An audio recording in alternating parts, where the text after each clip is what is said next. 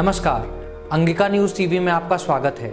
आइए करते हैं आज के बुलेटिन की शुरुआत।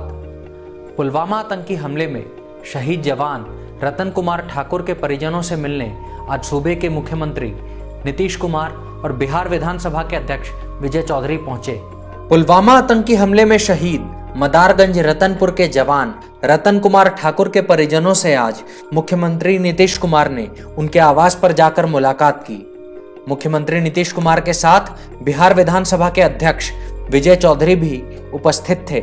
मुख्यमंत्री नीतीश कुमार और विधानसभा अध्यक्ष विजय चौधरी ने सबसे पहले शहीद के तस्वीर पर पुष्प अर्पित कर उन्हें श्रद्धांजलि दी। उसके बाद उनके घर के भीतर जाकर शहीद के परिजनों से भी मुलाकात की। शहीद के पिता ने अपने एक बेटे और शहीद की पत्नी के लिए सरकारी नौकरी और बच्चे की अच्छी शिक्षा की मांग की। साथ ही उन्होंने शहीद पुत्र के नाम पर गांव में डिग्री कॉलेज की स्थापना की भी मांग की। हमसे एक बेटी की शादी का खर्च,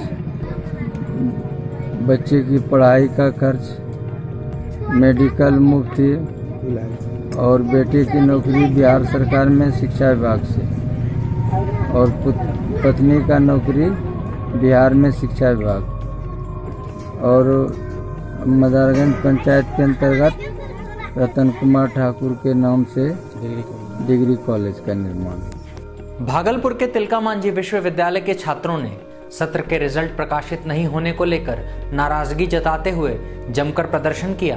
भागलपुर के तिलका मांझी विश्वविद्यालय में BCA 2017 से 2020 सत्र के रिजल्ट प्रकाशित नहीं होने को लेकर नाराज BCA थर्ड पार्ट के छात्रों ने विश्वविद्यालय के मुख्य द्वार के सामने जमकर प्रदर्शन किया।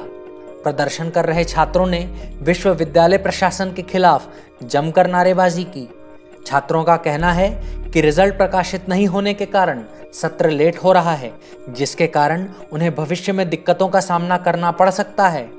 प्रदर्शन के बाद छात्रों का एक प्रतिनिधिमंडल कुलपति से मिला और जल्द रिजल्ट प्रकाशित करने की मांग की। कुलपति द्वारा आश्वासन दिए जाने के बाद छात्र वहां से वापस हुए।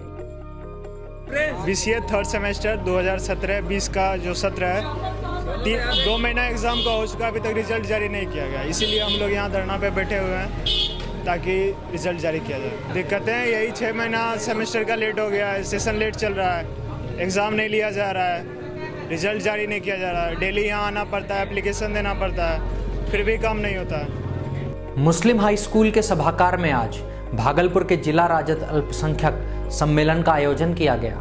आज भागलपुर के जिला राजद अल्पसंख्यक सम्मेलन का आयोजन मुस्लिम हाई स्कूल के सभागार में किया गया, जिसमें जिले के सभी प्रखंडों के अल्पसंख्यक प्रकोष्ठाध्यक्ष सहित जिला अध्यक्ष और राजद के दर्जनों कार्यकर्ता सम्मेलन में उपस्थित हुए। आगामी लोकसभा चुनाव की तैयारी को लेकर की गई बैठक में विभिन्न मुद्दों पर चर्चाएं की गई।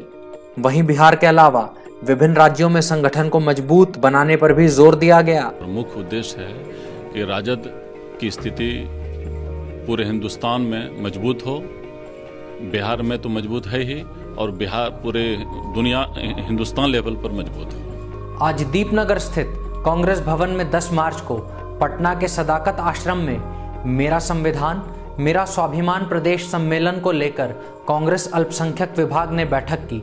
भागलपुर के दीपनगर स्थित कांग्रेस भवन में भी आज कांग्रेस अल्पसंख्यक विभाग की बैठक की गई, जिसमें 10 मार्च को पटना के सदाकत आश्रम में मेरा संविधान मेरा स्वाभिमान प्रदेश सम्मेलन को सफल बनाने के लिए चर्चाएं की गई।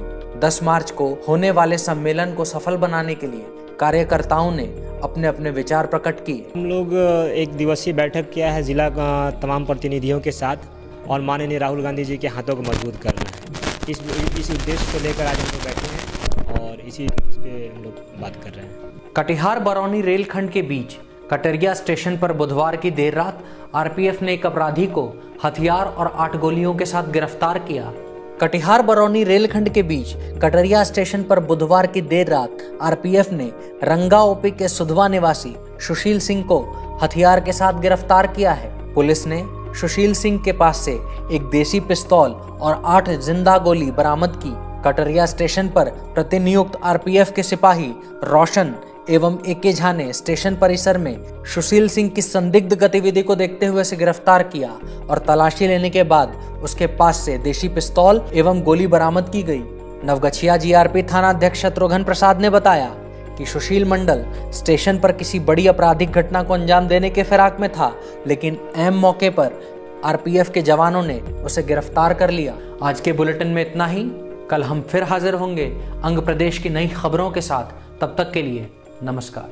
अंगिका न्यूज टीवी को फेसबुक पर लाइक और यूट्यूब पर फॉलो जरूर करें और हमारी ये वीडियो पसंद आने पर इसे शेयर भी करें।